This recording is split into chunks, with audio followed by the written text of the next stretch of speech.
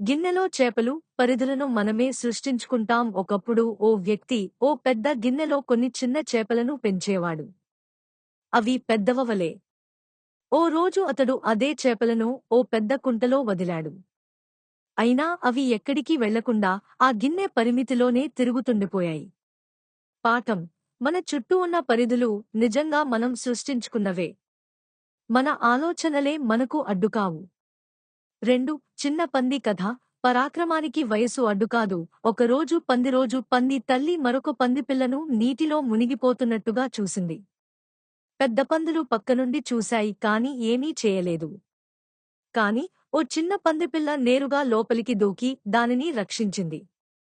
ఆ ఆశ్చర్యపోయిన పెద్ద పందులు అడిగాయి, నీవు అలా ధైర్యంగా లోపలికి ఎలా దూకావు? పిల్ల అంది, నన్ను ఆపుతుందని ఎవరూ చెప్పలేదు కాబట్టి. పాఠం: మనం ప్రయత్నించకముందే భయపడితే విజయం ఎలా వస్తుంది? 3. కప్పల కథ. ప్రేరణ శక్తి. ఒకసారి కొన్ని కప్పలు ఒక పొడవైన గోపురంపై ఎక్కాలని నిర్ణయించాయి. బయట ఉన్న ఇతర కప్పలు అన్నీ అంది, ఇది అసాధ్యం, మీరు పడిపోతారు. ఒక్క కప్ప మాత్రం వినకుండా ఎక్కుతూ పోయింది. చివరికి గోపురం పైకి చేరింది. వారు తర్వాత తెలుసుకున్నారు, ఆ కప్ప చెవిలక. పాఠం: నెగెటివ్ మాటలను విని నిరుత్సాహపడకండి.